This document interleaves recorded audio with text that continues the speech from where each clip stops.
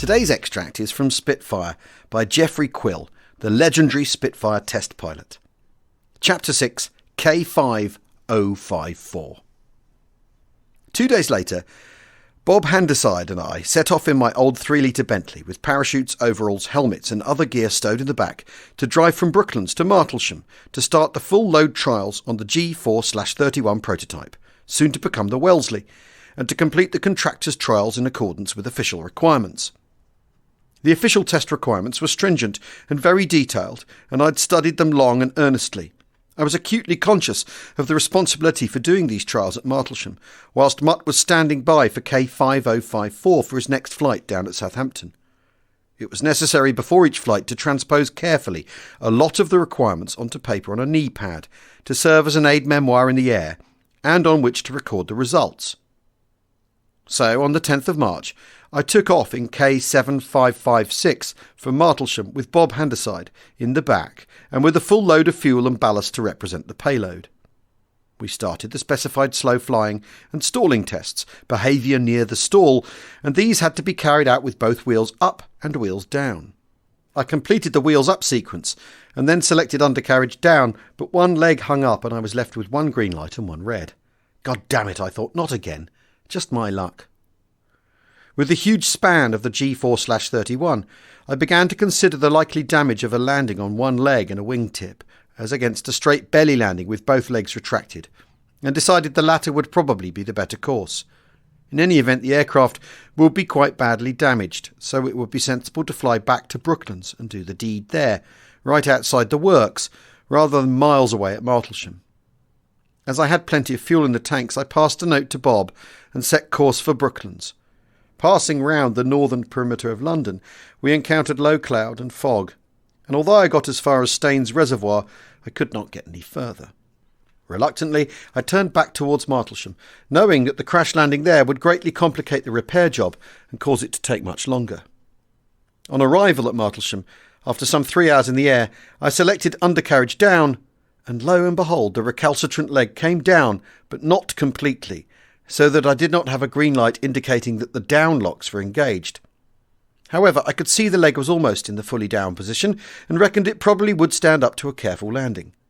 So it proved, and the trouble was discovered later to be due to a broken bull race.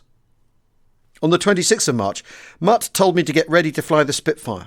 RJ was at Eastleigh at the time, and so was Ernie Mansbridge, who was the member of the technical office whose job it was to organise flight test schedules and special instrumentation, and to arrange for the calculations necessary to correct and record performance figures obtained in the air. In short, Mansbridge was the technician on the ground who directly complemented the pilot in the air. Also there was Alf Faddy, who, under Joe Smith, had been largely responsible for the detail design of the structure, and was thus deeply interested in the engineering and functional aspects of the test flying. And of course Ken Scales, who was nanny to the prototype and practically never let it out of his sight, except, unavoidably, when it was flying. So, I climbed into the cockpit, and Ken Scales, standing on the port wing root, helped me fasten my parachute and the Sutton harness, and then closed the little access door at shoulder height on the left-hand side of the cockpit. The cockpit was narrow, but not cramped. I sat in a natural and comfortable attitude. The rudder pedals were adjustable, the throttle and mixture controls were placed comfortably for the left hand, the seat was easily adjustable up or down. The retractable undercarriage selector lever and hydraulic hand pump were situated to the right of the seat. The instrument panel was tidy, symmetric and logically laid out. The windscreen was of curved perspex, which gave a good deal of optical distortion, but it had a clear view glass panel, not yet armoured, for vision dead ahead in the line of the gun sight.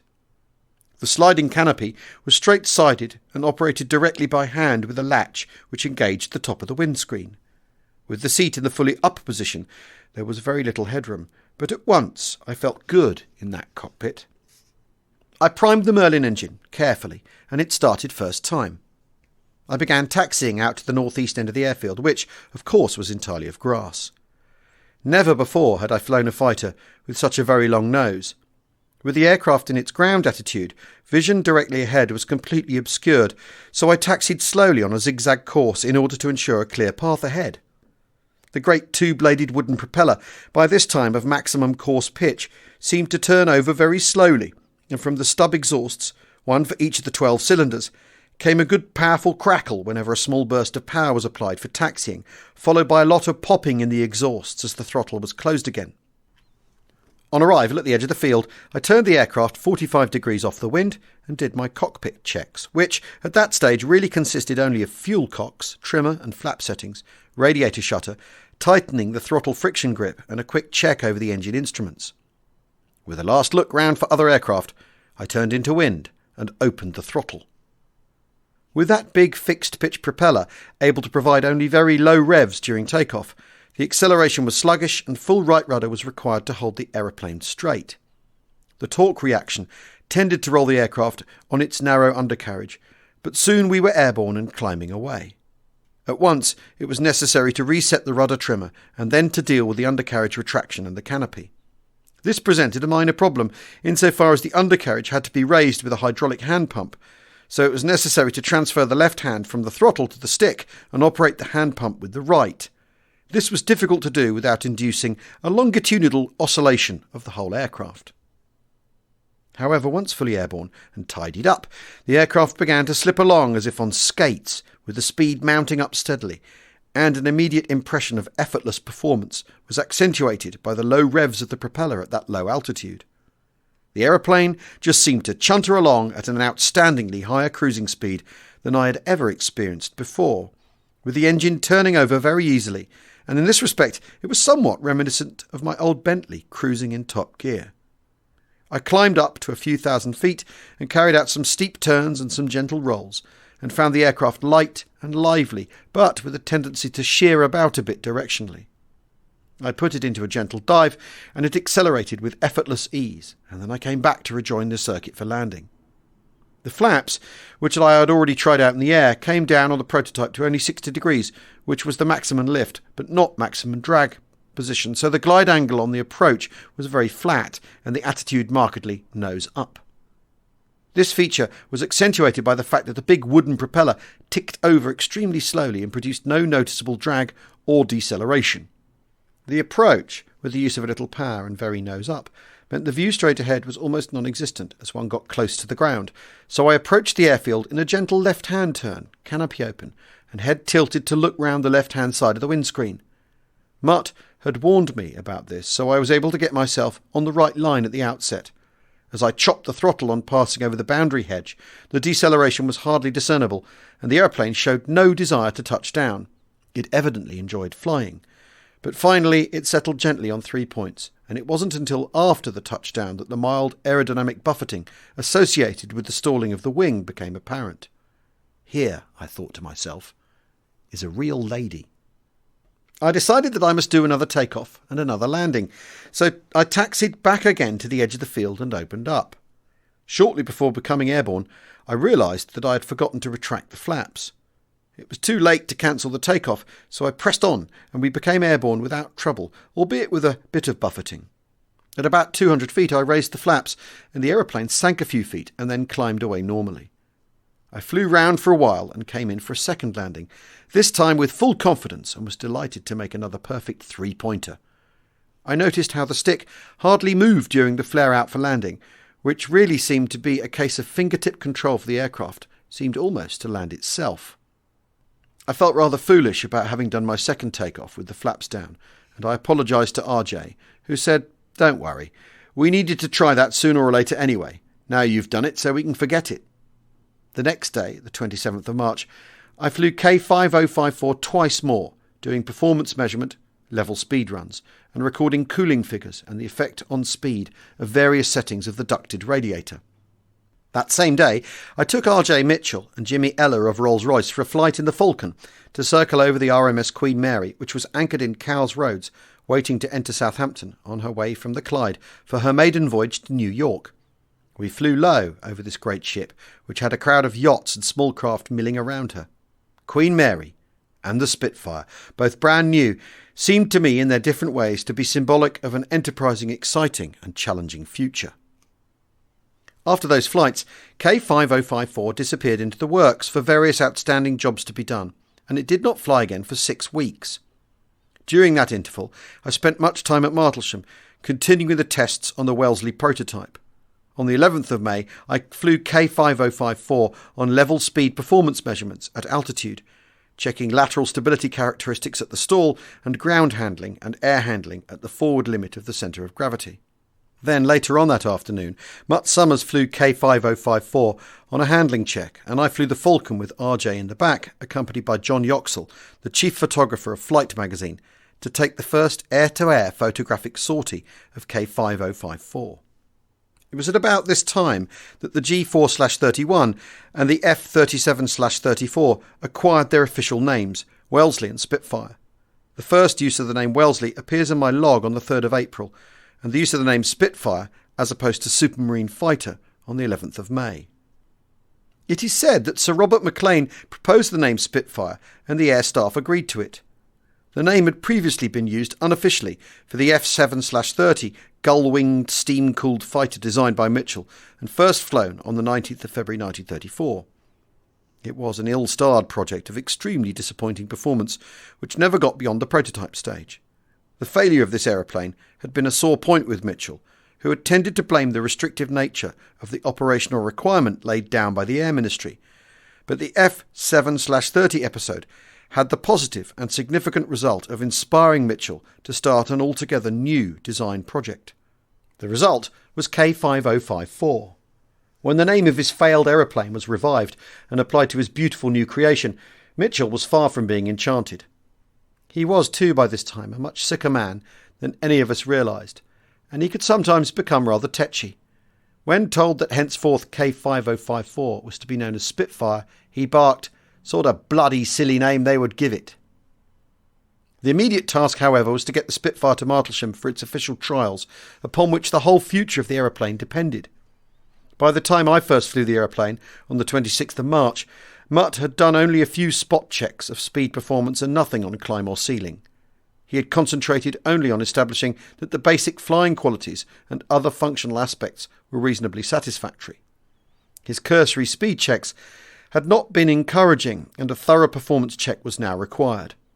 I did 2 flights on the 27th of March, devoted to recording accurate sets of level speeds above and below the full throttle height, which was just below 17,000 feet. I also recorded information on the ducted radiator system. This had been designed as a result of basic research work done at the Royal Aircraft Establishment, RAE, by Dr. Meredith, and had been a major factor in reducing the cooling drag, which would otherwise have constituted a most serious barrier to the performance of both the Spitfire and the Hurricane. The early recording of data on its functioning was therefore a matter of great importance. Meredith's work at Farnborough was an excellent example of how basic research at the RAE could make a vital contribution to ad hoc design work carried out by industry. This was exactly how the system was meant to work.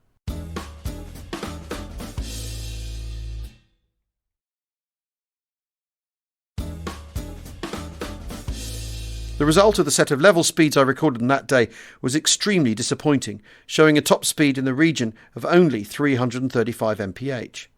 This was a source of great worry to Mitchell, because it was little more than the Bush Telegraph system was telling us about the top speed of Sydney Cam's Hurricane, already several months ahead of us in development. Mitchell was well aware that the air staff were hoping for a much better performance from the Spitfire, and that, unless it had a substantial advantage in speed over the Hurricane, a production order would not be considered justifiable. Also, Mitchell had always afforded the first priority in the design of the Spitfire to the achievement of maximum performance, and several sacrifices of other characteristics, such as pilot's view and ease of production, had been made in pursuit of this. In deciding upon a wing of unusually low thickness, chord ratio, he had gone against all contemporary aerodynamic opinion and fashion, and here now was Cam's Hurricane, with a very thick wing, fabric covering and a humped-backed fuselage, affording excellent pilot's view, and with exactly the same power, going almost as fast as Mitchell's sleek metal-skinned thing-wing Spitfire.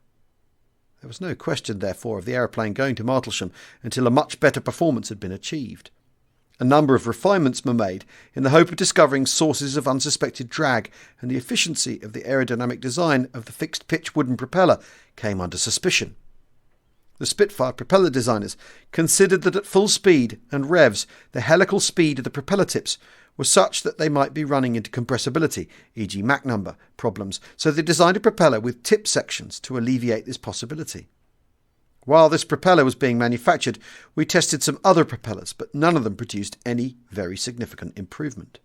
Then, on the 5th of May, I flew with the new Supermarine propeller and carried out a full set of level speed tests. Alfred Price quotes Ernest Mansbridge. Jeffrey went off and did a set of level speeds with it. When he came down, he handed me the test card with a big grin and said, "I think we've got something here." And we had. We'd got 13 miles per hour. After correcting the figures, we made the maximum speed 348 mph, which we were very pleased with. Mitchell's objective had been 350 mph, but he considered 348 mph good enough. Apart from solving the performance problem, it was of course essential to ensure that the handling and stability qualities of the aeroplane were fully acceptable before sending it to Martlesham, and also that the general functional and strength characteristics had been proven. This is what occupied the rest of the limited flying available to us before the aircraft was dispatched to A and AEE. On one of his early flights, George Pickering had encountered some incipient rudder overbalance, and it was decided then and there to reduce the area of the rudder horn balance. Thereafter, the directional stability characteristics were reasonably acceptable. Determination of the centre of gravity limits was the next job. The forward limit was determined by ground handling and braking considerations, but the aft limit by longitudinal stability characteristics in flight. I flew K5054 at an extended aft limit centre of gravity loading on the 13th of May, and the aircraft was violently unstable. So we moved the centre of gravity progressively forward by a process of ballasting until we reached a position where, on a purely qualitative assessment, the longitudinal stability characteristics seemed reasonably acceptable. In those days, since there was no reliable or accurate method of measuring control forces, stick forces, or elevator angles, the only quantitative way of measuring stability in the air was by recording phugoids. This was done by disturbing the aircraft longitudinally from a trimmed condition of flight and then leaving it to its own devices and recording by stopwatch and airspeed indicator reading how and if the disturbance damped out or whether it increased in amplitude or even diverged. If the disturbance damped itself out and the aircraft returned to its original condition of trimmed flight, the stability was positive, but if the disturbance increased in amplitude or diverged, then the aeroplane was to a greater or lesser degree unstable. At the aft limit loading, which we eventually settled on at that time, the phugoids which I recorded showed the aeroplane to be just unstable, but not seriously so. At its normal service loading, however, the stability was just positive, and I thought this acceptable, but I asked Mutt Summers for his opinion, and he agreed it as suitable for delivery to Martlesham. However, all this showed that the longitudinal stability of the Spitfire was very marginal, and that the acceptable range of centre of gravity movement in flight was very small. This was, in fact, indicating a problem which was to be with us in one form or another throughout the long development life of the aeroplane. Lateral stability at the stall, in accordance with ADM 293, also had to be checked, and this was done on an opportunity basis during flights primarily devoted to performance measurement. On the 14th of May, I did the first dives to the design maximum permissible indicated airspeed of 380 mph IAS indicated airspeed. These dives were done at a height at which the corrected true airspeed worked out at 465 miles per hour. During the second dive, the port undercarriage fairing tore away with a loud bang and damaged the underside of the fuselage. In those dives, I observed that the aileron control was becoming rather heavy, but not excessively so. On the first production versions of the Spitfire in 1938, the maximum permissible indicated airspeed in a dive was increased by nearly 100 miles per hour to 470 mph IAS, and this was when the aileron problems came to light. See Chapter 15. Cooling suitability tests for glycol and oil systems had to be done before delivery, and these required some special instrumentation and special flights. Spinning tests, however, were deferred until later, after the aeroplane had returned from its first sessions at Martlesham, because the model tests which had been carried out in the free spinning tunnel at the RAE had indicated very poor recovery characteristics. Obviously, nobody wished to risk losing the aeroplane at this stage in the game. The pressures both from the Air Ministry and from within Vickers to get the aeroplane delivered as soon as possible to Martlesham were enormous, but the overriding consideration in Mitchell's mind had been to get the maximum possible speed performance, and he would not let it go until he was satisfied. In retrospect, perhaps, the most surprising feature of that early phase of tests was the very small amount of flying that was possible. This was due primarily to the aeroplane spending a lot of time in the works on engine and propeller changes and modifications, and alterations of various kinds. K5054 was flown to Martlesham on the 26th of May 1936 by Mutt Summers and handed over to Squadron Leader Anderson, CO of A Flight A and AEE. At that time, the normal all-up weight of the aeroplane was 5,819 pounds, with the centre of gravity at 0.321 of the mean wing chord. The three RAF pilots primarily involved in these early Martlesham trials were Flight Lieutenant H. Edwards-Jones, Sergeant S. Roth, and Flight Lieutenant Simmons.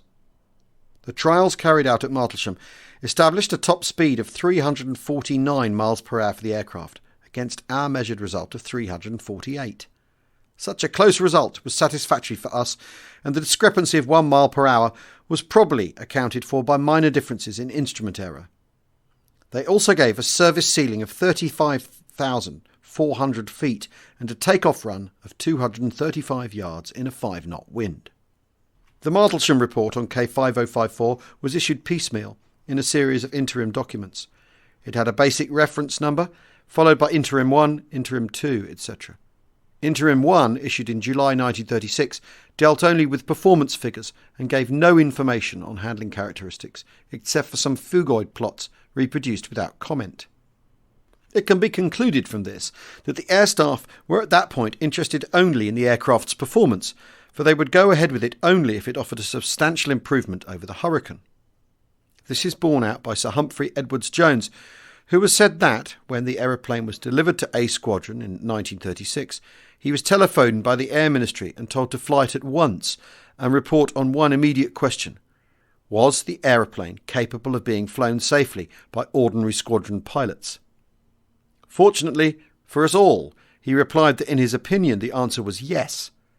A production order for 310 aircraft was placed on the 3rd of June 1936, before any formal report on K5054 had been issued by A and AEE, although no doubt the air staff had kept themselves informed on a daily basis by telephone. Such was the official urgency and desire for Mitchell's aeroplane. A contract for 600 Hurricanes from Hawkers was signed on the same day.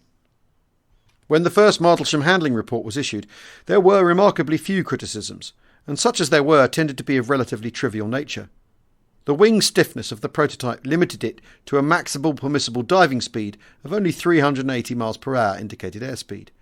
The A and AEE report stated the aeroplane was dived to 300 mph ASI, and up to that speed the ailerons were not unduly heavy and gave adequate response. On the subject of longitudinal stability, the report said, "Longitudinally, the aeroplane is neutrally stable with engine on and stable in the glide. The aeroplane is unstable in the glide, with flaps and undercarriage down.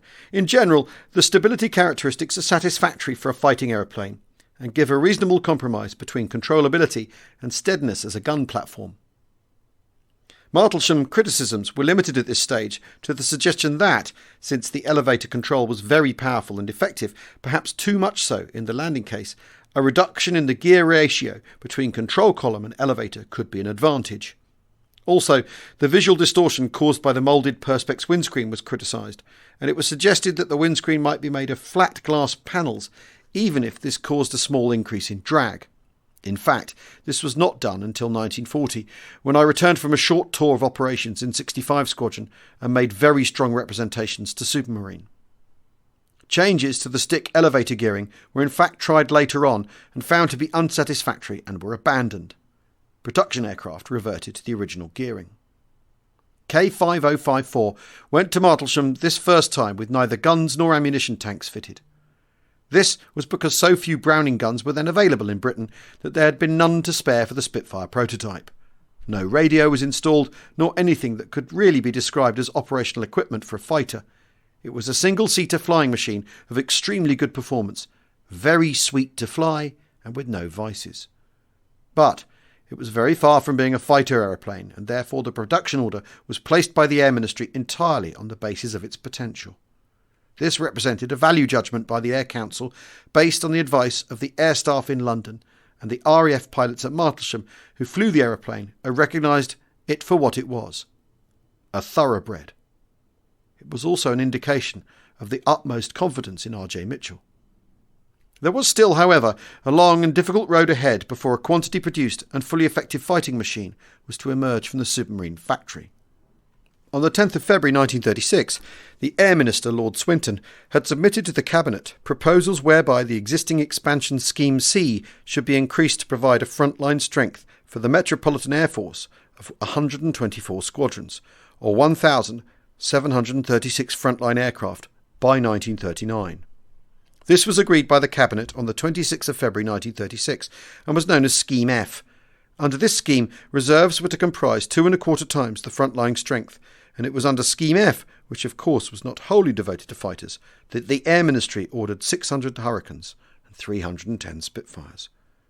That these two orders were placed simultaneously makes it clear that, once Scheme F had been authorised by the government, the air staff moved as fast as possible to order the most modern types. It was just as well they did, because the problems of getting the Spitfire and Hurricane into production proved to be very great indeed.